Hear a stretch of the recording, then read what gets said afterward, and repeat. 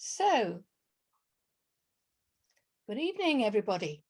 Welcome to this celebration of the launch of Fireflies and Flames, our anthology of the poems selected by Dino Mahoney from the entries to the Brian Dempsey Memorial Competition this year.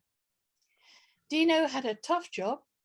He read well over 1,100 poems to select 45 individual pieces and one pamphlet from among them for us to award and publish.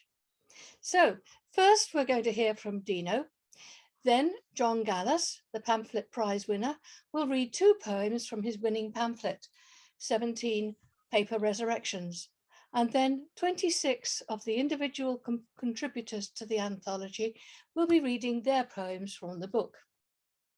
A number of people who can't make it this evening have requested that we make a recording, which we'll publish on our YouTube channel.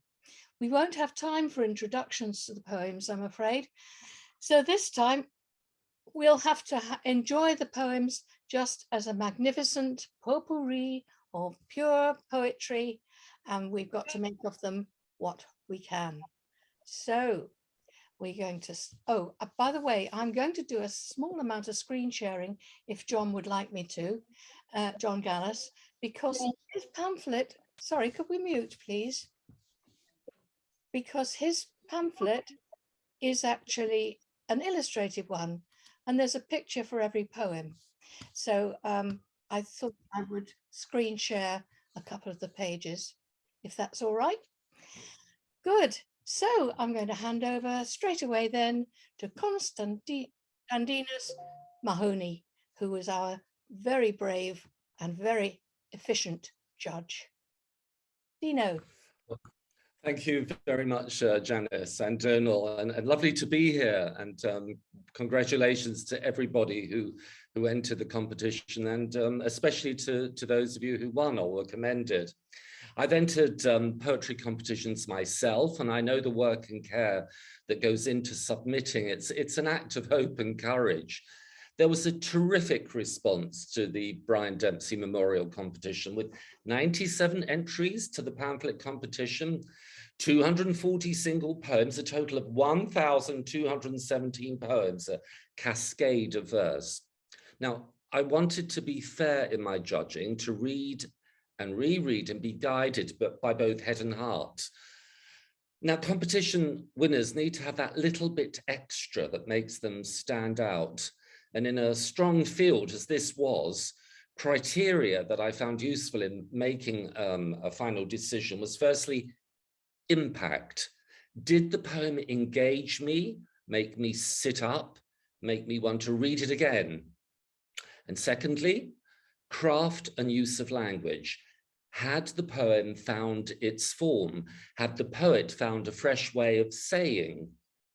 And thirdly, memorability. Having read the poems, put them aside, reread them several days later, which were the poems that stayed bright and strange in the memory? Sometimes it was a line that lingered. Some of the poems that didn't win a prize had some knockout lines, but it was the memorability of the entire poem I was searching for. So the winners were poems that made a strong initial impact, were nicely crafted, well expressed, and memorable, not in part, but as a whole. Now move on to comments about the pamphlets, the pamphlet competition. To emerge as a front runner in the pamphlet competition, each of the 10 poems in the shortlisted pamphlet had to be strong, which was the case with John Gallas's 10 Paper Resurrections from Graveyard Inscriptions found in mid-Wales. In John's pamphlet, I heard a fresh, original voice conjuring vivid imaginative portraits of mostly ordinary Welsh men, women, young, old, military, civilians from the 14th to the 20th century. Names of strangers inscribed on gravestones brought to life. These radiant resurrections were flavored with beautiful Welsh place names attaining power through simplicity and historical scope. 10 poems offering a wonderfully oblique take on time, rescuing forgotten lives of the buried dead. And the poem shared a folk balladic bent, a melodic, unobtrusive use of rhyme, and an unsentimental direct appeal. The strength of the two runners-up pamphlets by Maeve Henry and Van Wee MacDonald-Arif is reflected in individual poems from their pamphlets doing well in the individual poetry prize. One of Henry's poems from her pamphlet came second in the individual poetry prize, and two other poems from the pamphlet were highly commended, as were two of the poems from Arif's pamphlet. And now some comments about the individual poetry prize. Eve Jackson's wonderfully titled "Stuck in Paul Clay's Twittering Machine Complaining About Light Pollution," which was the winner of the prize for the individual poems, is a highly accomplished ekphrastic poem, evoking the clay watercolor and ink original, both as visual artifact and as an interpretation and evocation of the world it creates. Jackson's prickly poem matches Clay's visual spiky abstraction with 6 delightfully quirky tercets. Second prize went to Maeve Henry for When We Moved to Arthur Street, a haunting poem. Its series of 9 parallelisms suggests a world, a situation, a character, but leaves the reader space to fill in the details. It achieves a fine sense of dislocation, social confrontation, a collision of worlds. And David Bottomley's How to Apply Makeup on the Tube, well, irresistibly sassy, brimming with attitude, confidence, girl power. It's a subversive self-help tract, a manual of how to break the rules and get away with it. Set on London's underground, the poem wittily addresses both the man sitting opposite and the reader. So well done to the winners and the runners-up. Wonderful poetry, and thank you so much for sharing it with me. So, Fireflies and Flames. Wonderful title, as we said earlier on, adapted from Simran Kera's poem. Thank you, Simran.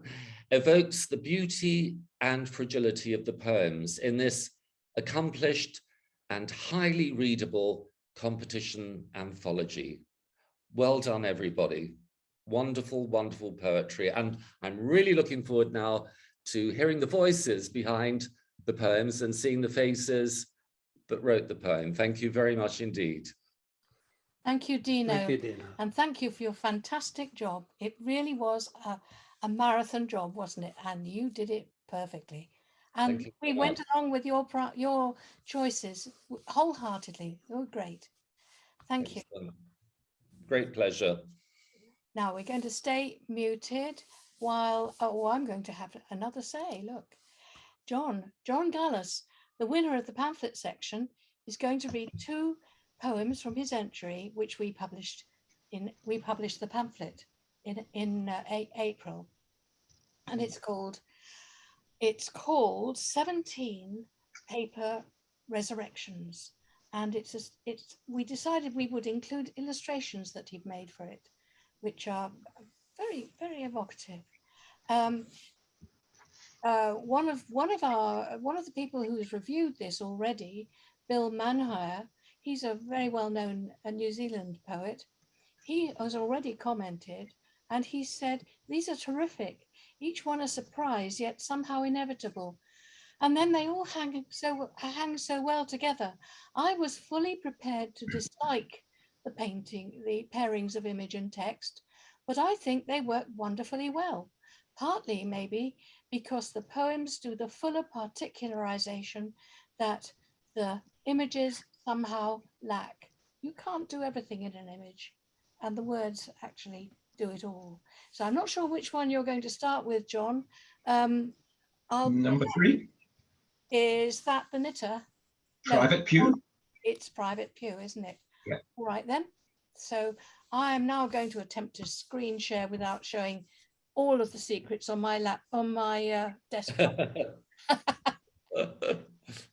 So, oh, I haven't put it up yet. Private pew, come on. There he is. There he is. I'm going to put him up big. There. And share.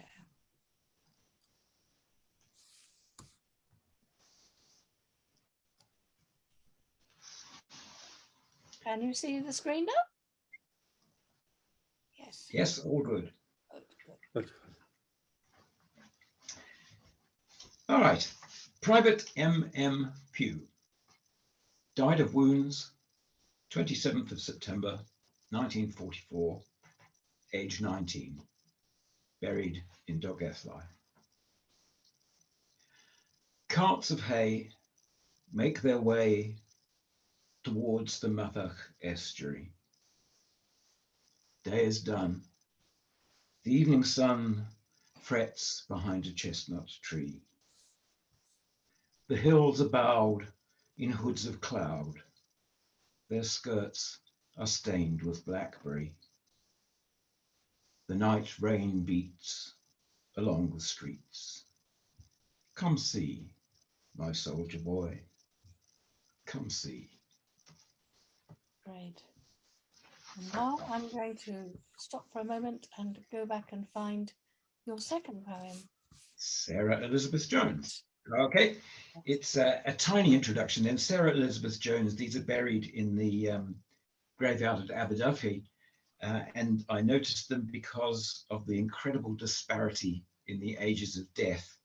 Her husband died drowned in 1907, aged 44, and she died in 1960, aged 90. Oh. Sarah Elizabeth Jones. Sarah Jones is knitting the sea. It purls down from her house on the hill like golden syrup over the Lich Gate and the road, the Marham dunes, and the salty 15th green.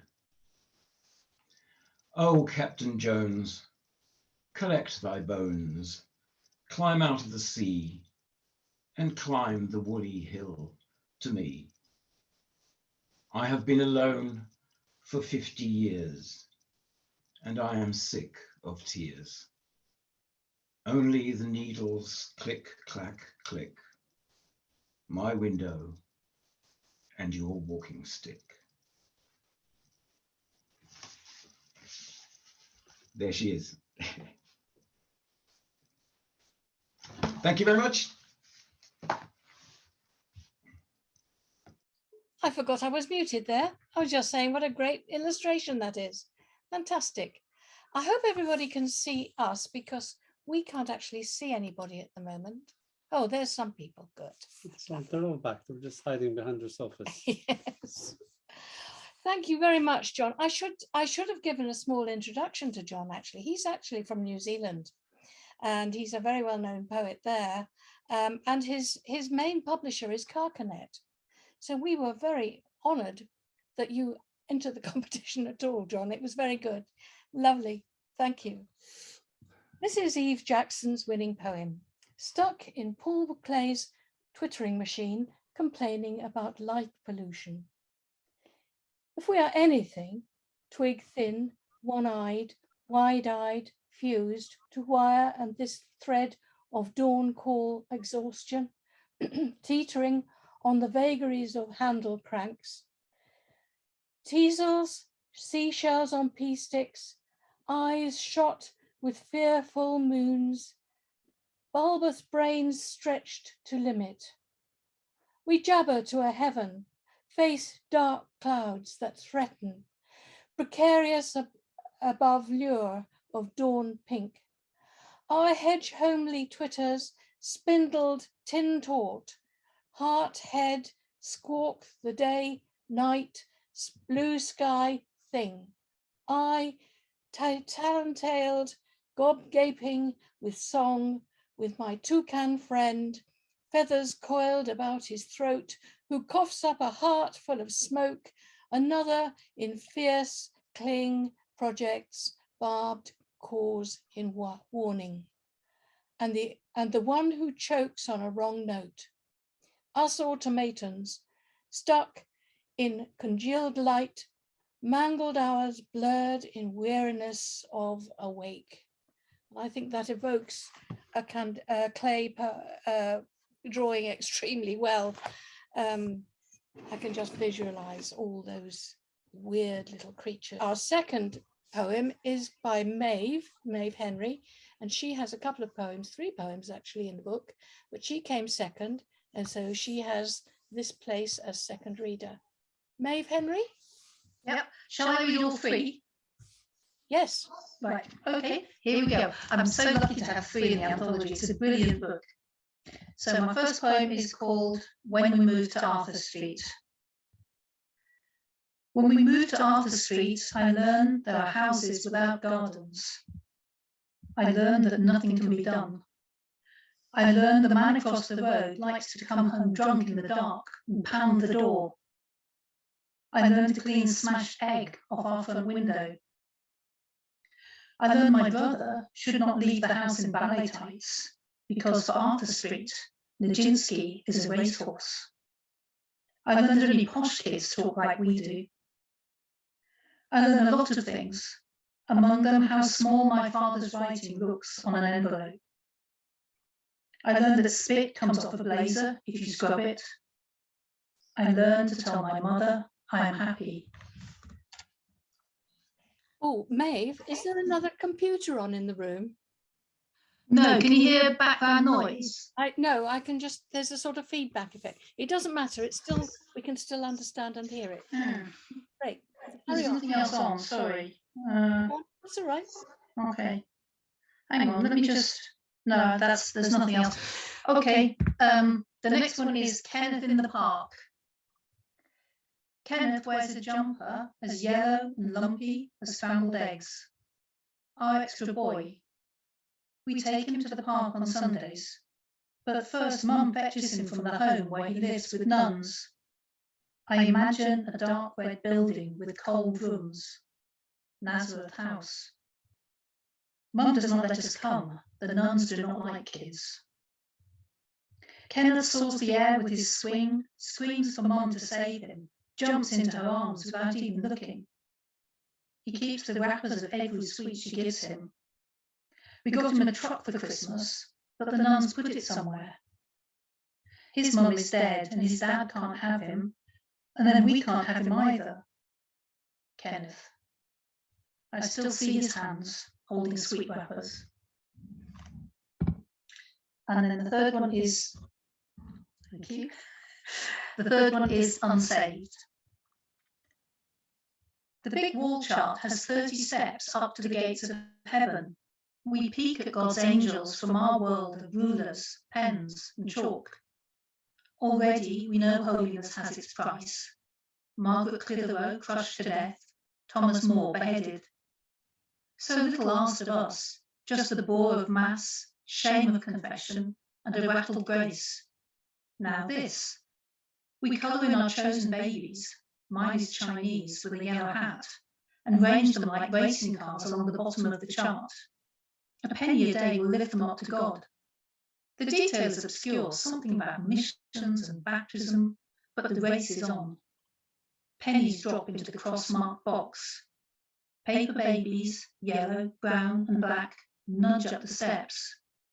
I nag my mother for a penny every day. She spares it. My Chinese baby joins the winners at the gates. God smiles on me. On the last day of term, our teacher unpins the child that went unsaved, makes Elaine stand up. I see her hands clawing each other, her eyes behind their pebble glasses stream. I never speak to that ugly girl again. Thank you. Thank you very much, Maeve. That was lovely.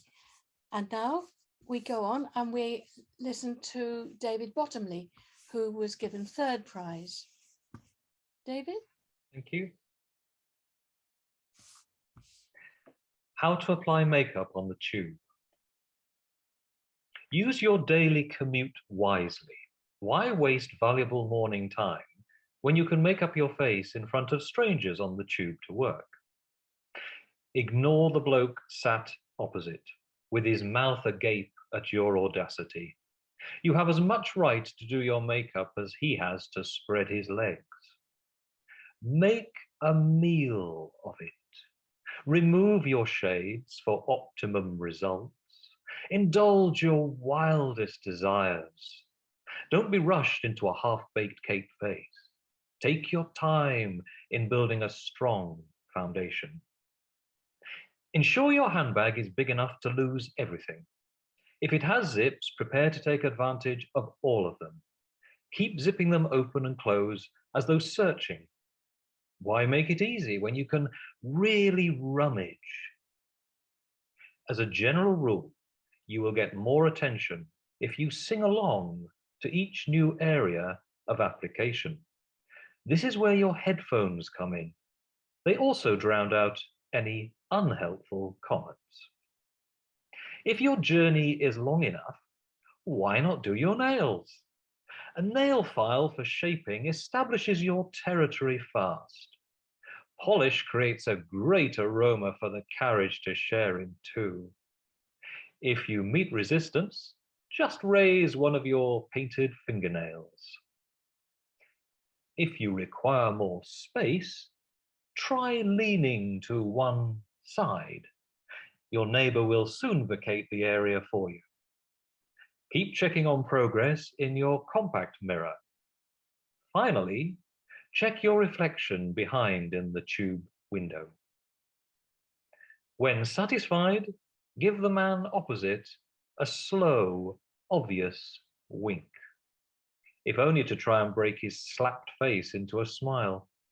If he gets the wrong idea and starts flirting with you, start groaning whilst jabbing your left nostril with your lipstick. That was great. Oh, yes. Oh, I almost missed tube travel on that one. Thank you. Right, now everybody else is more or less in alphabetical order. So I'm sorry, I used to be a W, so I know the feeling. So we're going to hear first from Marilyn. Marilyn Daish, please. Can you unmute, Marilyn? Doesn't Joan have to go? Oh, yes. Helps. Flight. The bird buries its head, held tight in the scoop of her arms. She runs along the path. Wind whips up sand, ruffles grasses. Held tight in the scoop of her arms, she leans against the sun. Wind whips up sand, ruffles grasses. Their eyes follow. She leans against the sun. In the distance, houses. Their eyes follow. They run, pumping their arms. In the distance, houses. Here's the sharp rap of rain on metal. They run, pumping their arms. Moored boats grate against each other. Here's the sharp rap of rain on metal. Lets go of her bird. Moored boats grate against each other. Catches her feet on stones. Lets go of her bird. They advance on her shadow. Catches her feet on stones. Her throat knots. They advance on her shadow. She heads where there are roads. Her throat knots, her heart contracts. She heads where there are roads. They close the gap. Her heart contracts.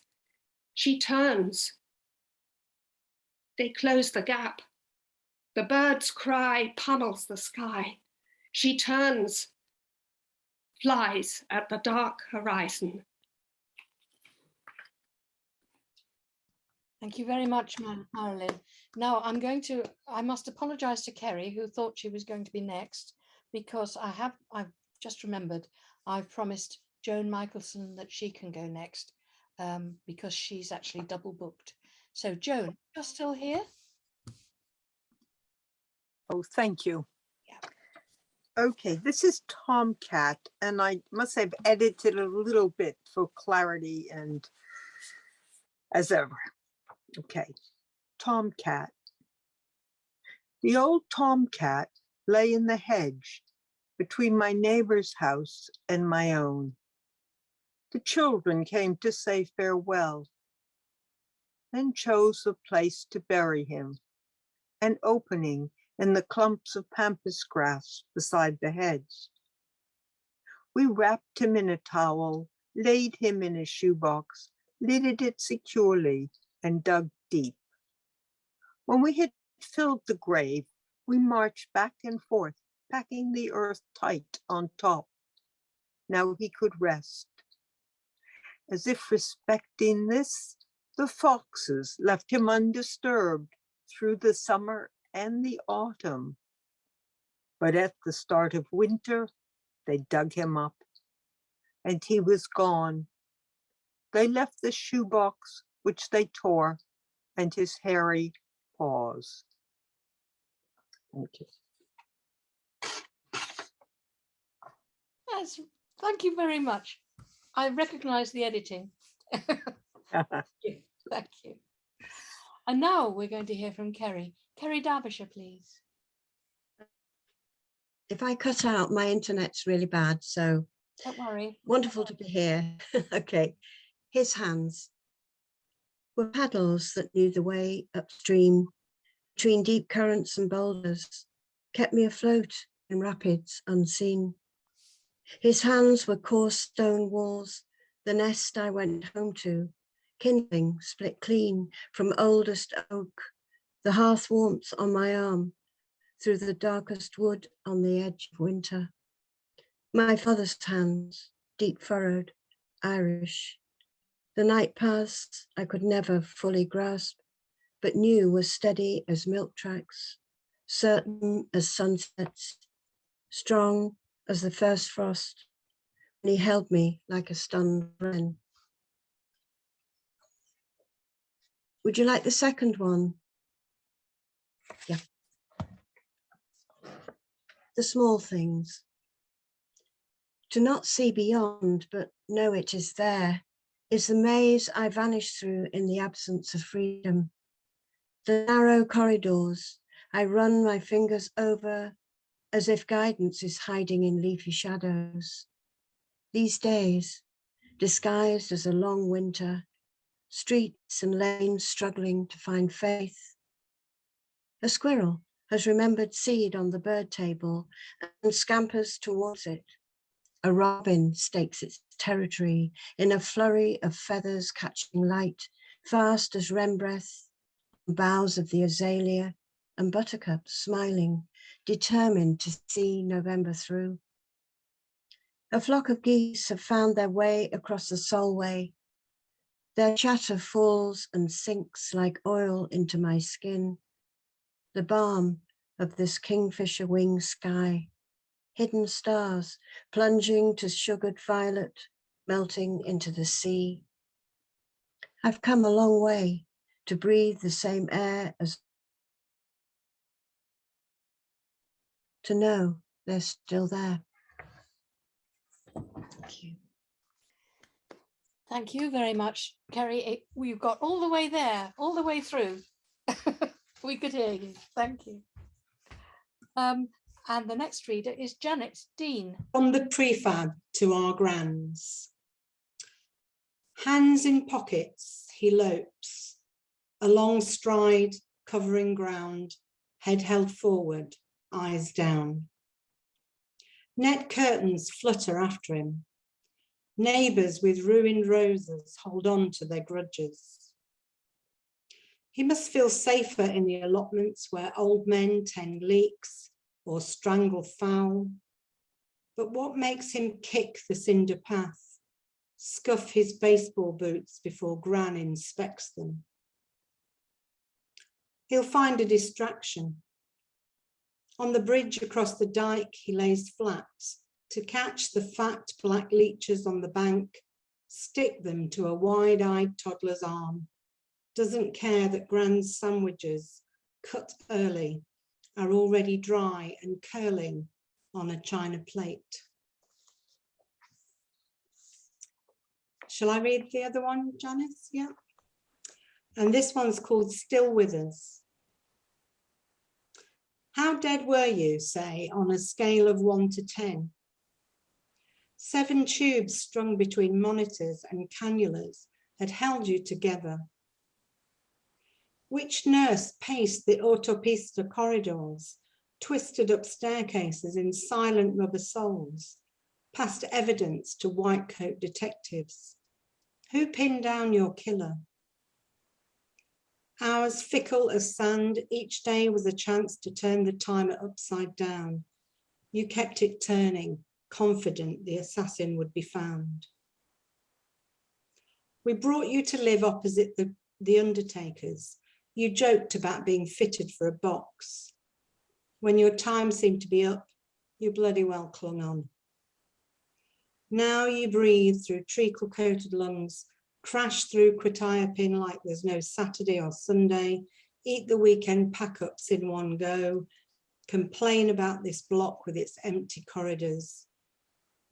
I persuade you to turn the telly on again, but the aerial's busted and every image is pixelated.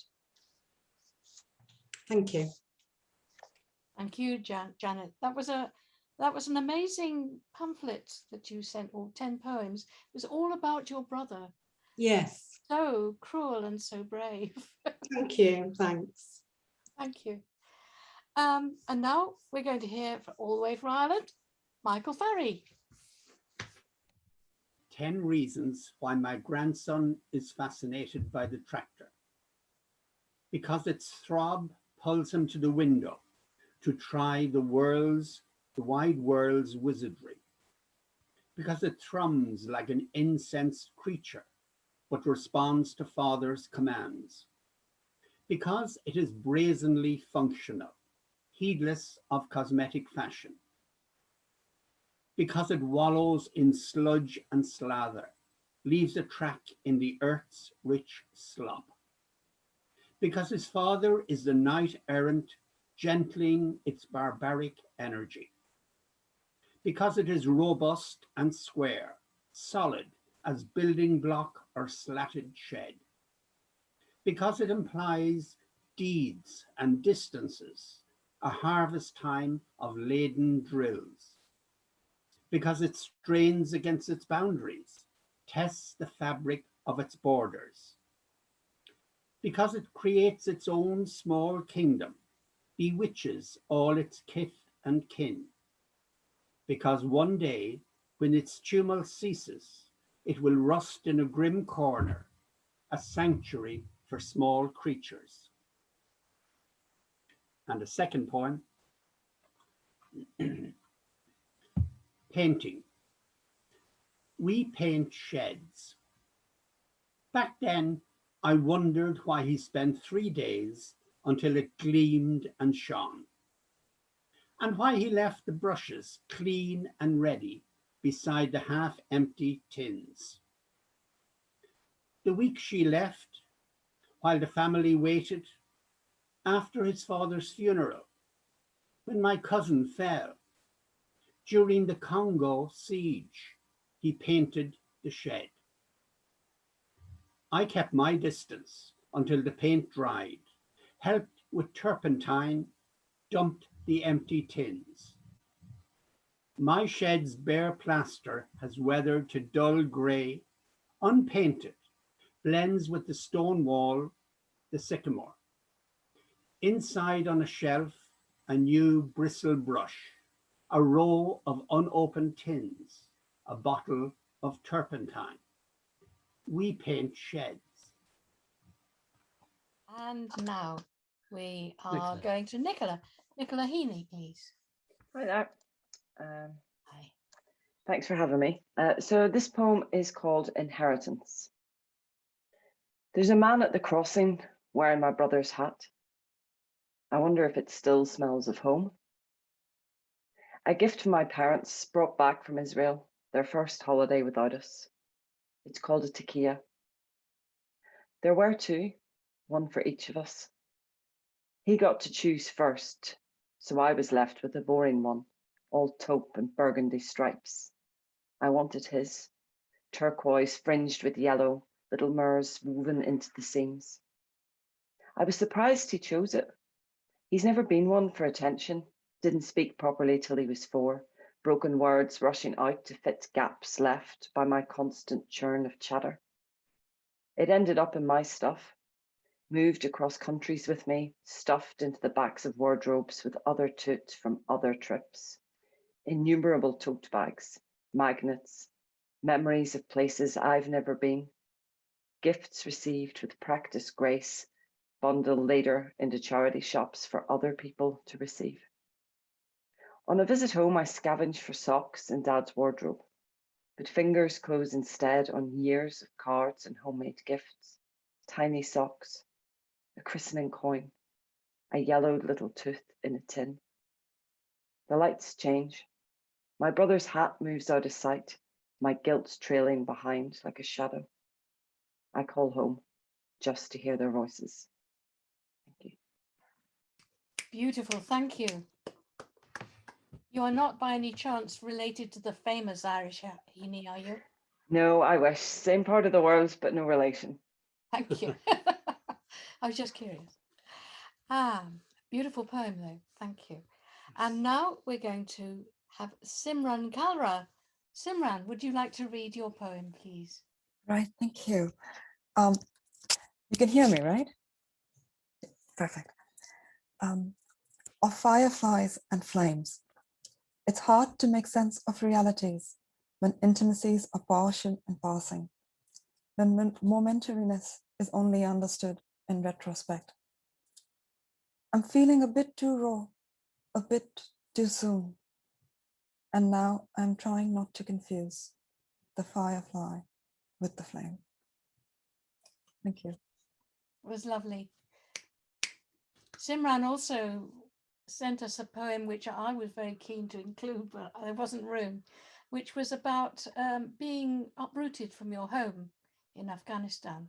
And it was I thought, very moving poem about holes in the walls. But thank you very much, Simran. And now we're going to have a poem from Aldona. Aldona Kapachinskaita, please. Thank you very much.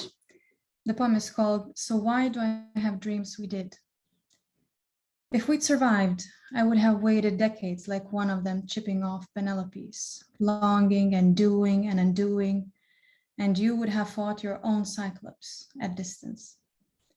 If we'd survived, I would have given you threads and hints and clues like a fragile and upstaged Ariadne, not crossing the abyss and killing the poor animal myself. If we'd survived, I'd have become the ghost of Antigone, enraged and restless, without bearing the shells of us, our overdue relative, unwanted child. If we'd survived, I would have made you choose, like a trapped Paris, between power, skill, and love, and you would have never picked Helen. If we'd survived, it would have been a splendid Pyrrhic victory. We would have won in storytelling and would have lost in silence. That was very good. I'm sorry, I kept getting your name wrong. I hope I pronounced it right just now. It's a gift that keeps giving. Thank you. And now we're going Nigel. to have Nigel Kent reading, please. Okay. Last Christmas, they'd let us bring him home for Christmas Day. I think we all knew why. So we didn't make him wear a paper hat or ask him how he felt. Yet once he settled in, his words, frozen on the journey back, began to thaw and flow. He told those funny, festive stories that we'd heard so many times before, and we acted as his chorus, chanting every tagline with him as if we'd been rehearsed for one farewell performance, which made our hearts spill over like glasses overfilled. We were tipsy with nostalgia, our arms around a lifetime's memory, that steered us down a sunlit path, away from the curtained room where a family assembled by an empty chair, Christmas jumpers swapped for black. And we laughed much too loudly and too long, as if our merriment might forestall the rapid fall of night. They'd said one day would make no difference, but they were wrong. It did. Thank you very much, Nigel. It's a very moving one. Thank you. Gerald. We move on to Gerald. Gerald Killingworth also has 2 poems in the book. So Gerald, can we hear from you, please? Can't hear you yet. Unmute. Can you hear me now? You're unmuted now. That's Lovely. good. Thank That's you. good. Okay, so this is the unmimed version. Specimen. Paleoanthropus resentus.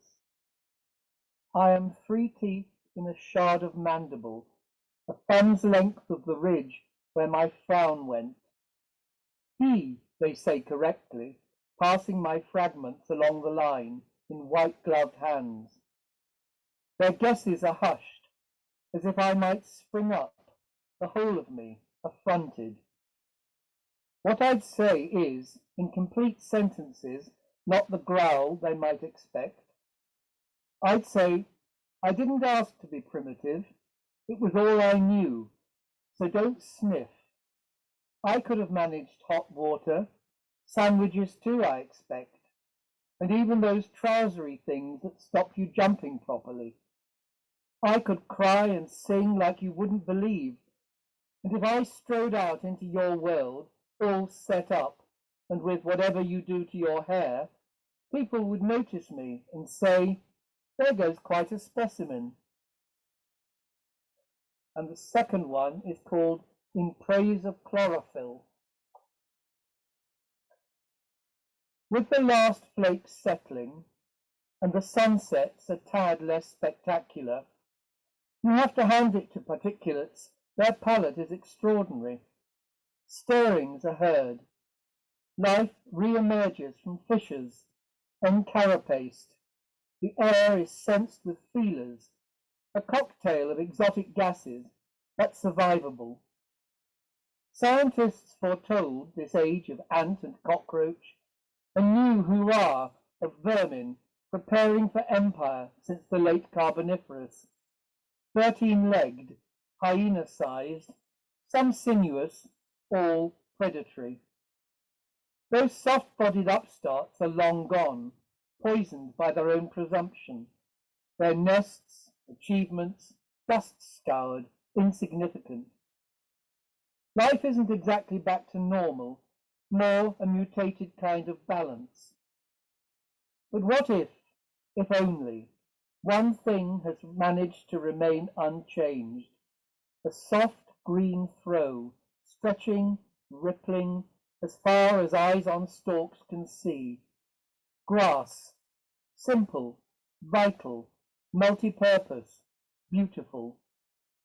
And what if one afternoon, say, in some strange new season, visitors arrive, bipedal possibly, stepping out of their spaceship and treading softly, they might say, we like the feel, we can work with this, let's not spoil it. Thank you. Yes, Gerald, that was lovely. We're actually doing a pamphlet, and more than a pamphlet, actually, it's a short collection for Gerald now, and very pleased with it. So thank you, Gerald. And now we're on to Simon Madrell, please. Hi, Simon Madrell. Yes, this is a golden shovel from Horace.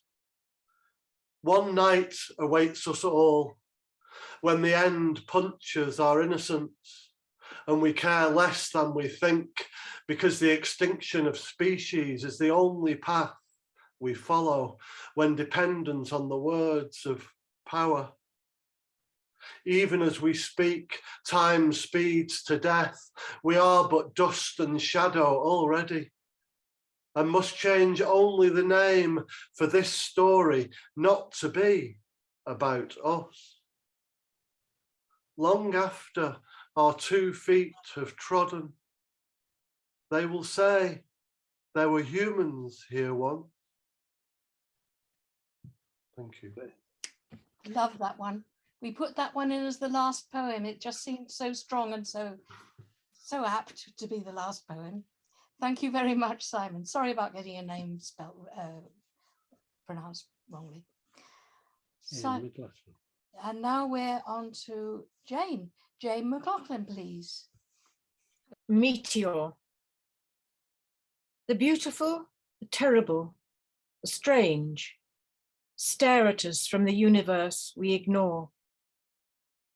Cosmic slingshot passes my house an October afternoon, fireball, sunbright edged with emerald. Trail of incandescence over the roofs leaves a faint ash streak.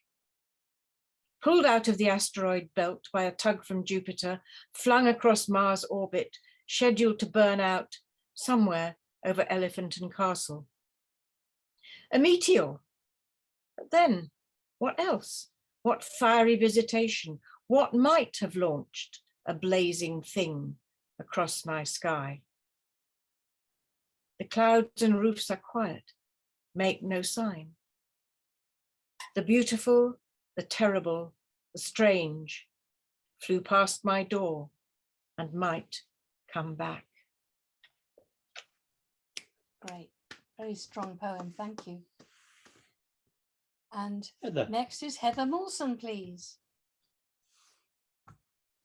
Hello, hello.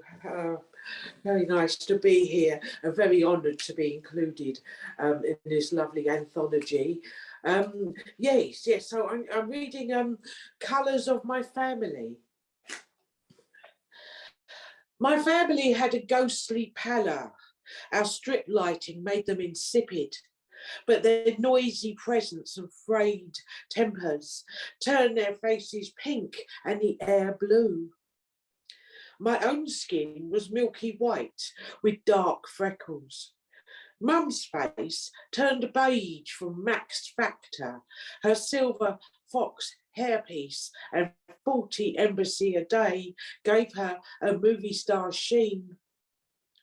The light from the television made us grey, but Mum's knitting needles were green. She made me a winter jumper with coarse, itchy red wool. They said colour TV made people's faces puce. Away from the house, and especially with relatives, we had to pretend we had one. We were ashamed of its absence. Thank you.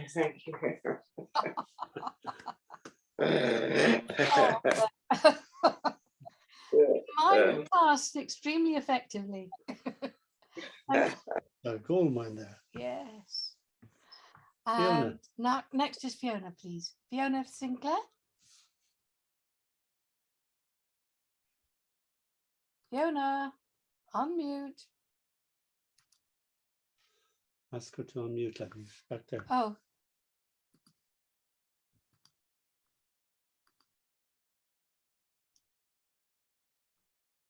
I can't get her to. Oops.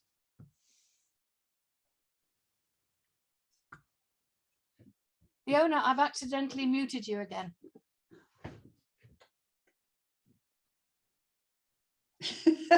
Right.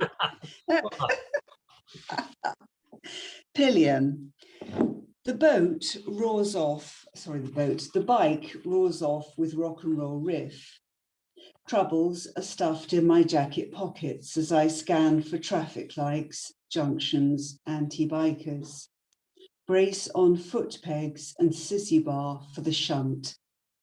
Some malicious roads hide ruts in shadows, whip out last minute to wind me. I adjust with a wriggle. Others flaunt their pocked surfaces that you skirt the bike around, my hips responding in samba figure of 8. And bends we embrace like fate. But on trustworthy roads, I am free to watch the zoetrope landscape. A brooding donkey in a field, spooked sheep scattering at the bike's snarl, and once a flight of finches flying alongside for fun. The 2-hour trip seems brief as a fairground ride. Nevertheless, we return giddy with well-being, my pockets picked by the wind. Lovely. I hope you're not going to go on a motorbike in Turkey, that's all. No, I would no. recommend. Thank you. And Laura. next, Laura Tice, please. Bad fairy tale. Once upon a time, we didn't need stories. There were no princesses. The third and youngest brother always did things exactly the same way as the first two. Animals never spoke, and if they did, you could just ignore whatever they were saying. Red Riding Hood wore a midnight blue duffel coat. The wolf was very small and good. Grandmas were youthful and rich. The forest was safe and well lit. Woodcutters had retrained as estate agents. Rapunzel had a pixie cut. Her parents were both still around. She lived in a nice ground floor bungalow. Queens lived in hotels. Some kings lived in hovels. The castles were for the general public.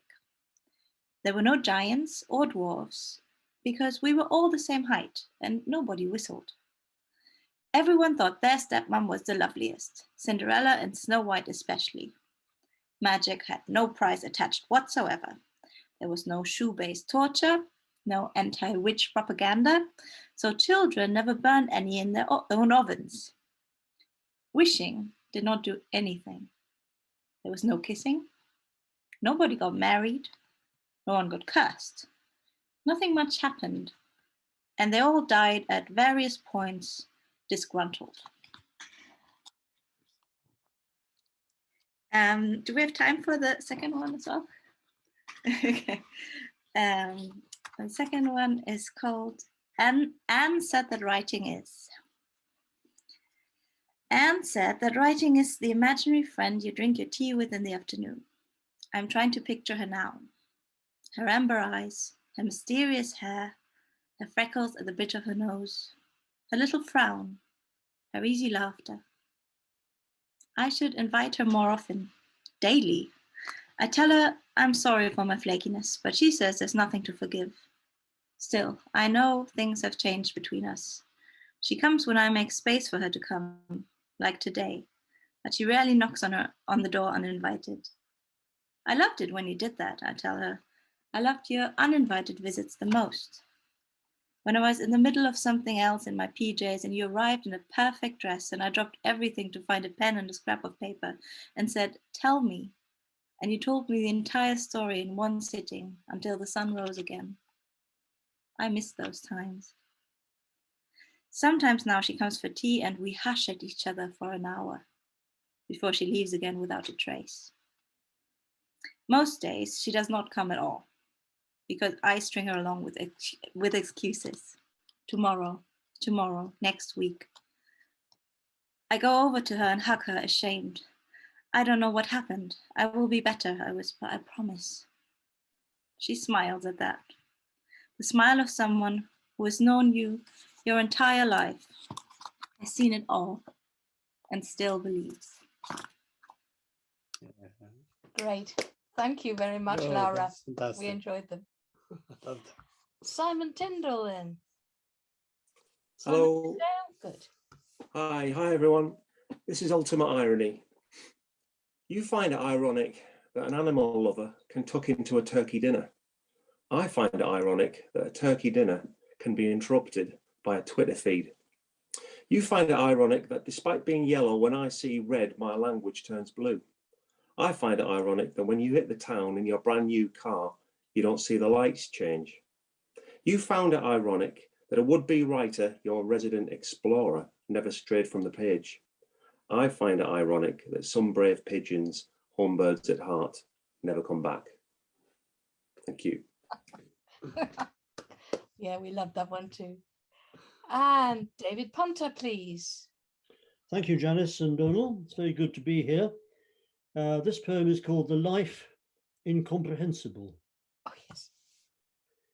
When people die, they leave biographies, not written records, but facts, details, all ready to be arranged into a narrative, the story of a person.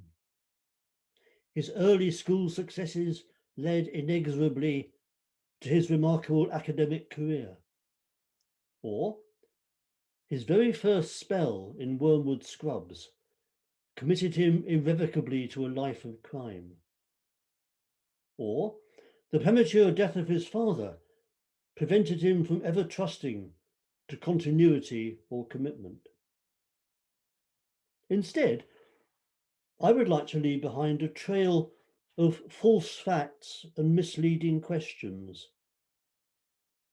Doubtless we shall never know what he was doing in eastern Nigeria in the May of 1997.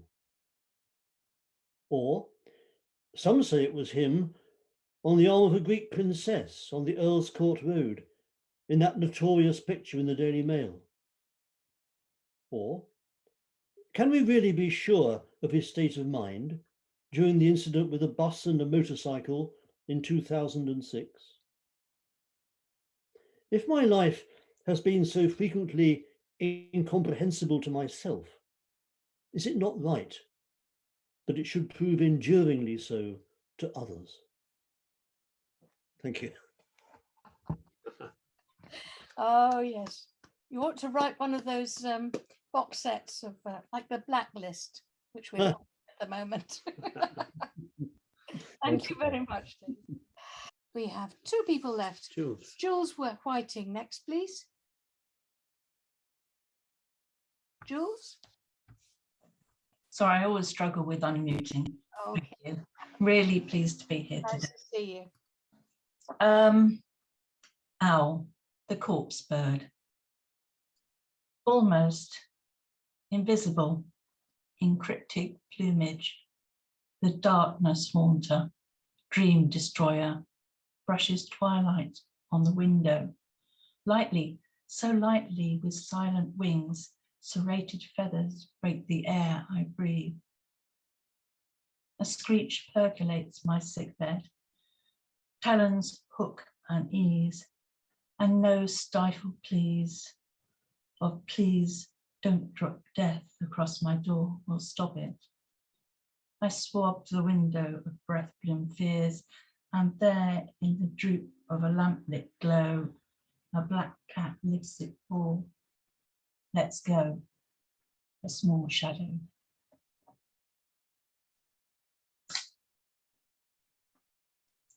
Thank you. Thank you very much. You've got another one in the book, haven't you? Yes, it's as the mountain cats push. As the mountain cats push into the heavens, we leave behind hot airs and a taste of fabada. Cleave our way up Pico de Europa. We stop, shift to the fringe of the blue viewing point, letting our feet flirt with flakes of dirt, sharp gravel, the spikes of sparse grass. Hot and dry, the ground underfoot crackles. Here there are no barriers to falling over the edge. Far below, in the zigzag of the road, a toy lorry is manoeuvring at the extreme hem of the zag, back and forth, incrementally, as if a child's hand pushes it forward, changes the angle, pulls it back, changes the angle, repeating, echoing my call of cuidado, and all the while small peppery plumes ooze from the print of the lorry tire against the face of the mountain. And at the skirt of the road, rock and dirt rattle down to a two-tone valley floor where light scrapes out all detail. Thank you. Thank you very much, Jules. It's fantastic, lovely poems. We're doing very well. We're nearly at the end, and we're on schedule, as it were. And we've got two poems from Rod Whitworth to come. Rod. Yeah, isn't this great? I'm looking at the back cover of the Yes. Of the anthology, and there it is on my screen, and it moves and speaks, and it's alive. It's wonderful. Right, first one. Portrait of my grandfather, accompanied. The daft smile, wide as a spiv, tells us Sunday afternoon, after a slow left arm morning, and Chester's best in the cotton tree. You're sitting in the sun on the donkey-stoned front step of number 51, in undone waistcoat, collarless shirt, felt slippers, a capstan full strength drooped from a trailing hand. This is happiness, transported from your brother Llewellyn, who never left the sun, from crying all the way home after delivering jam and marmalade to shops in Coventry the day after it was blitzed. On your right knee, me, plump as a queen's cushion, wide-eyed, in anti-Louis knitted rompers, not knowing any of this.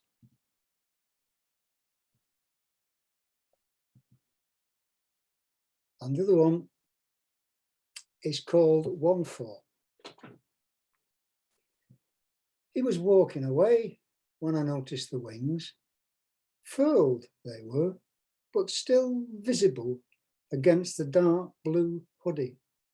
I don't believe in angels, but it does make you think. I called him back, asked him to intercede. You're asking a lot from a magpie, he croaked, then flew off. Made me feel sorrowful. I wished you'd had a friend. Thank you. Oh, that's a trick, isn't it? That was a fantastic start to that poem. Thank you very much. And we've had a fantastic potpourri of pure poetry here. We've come to the end, and I'd just like to, or we would just like to say thank you to everybody who's been involved in the competition and in the book. Thank you above all, of course, to Dino, but to every contributor. We've so much enjoyed reading the poems. So you can all unmute. Unmute, everybody, and give yourselves a good old clap. And I have to say, Janice and Jenna, it was a total treat for me to listen to those poems being read, because of course I knew them. I knew the poems well, but it was just brilliant to hear them read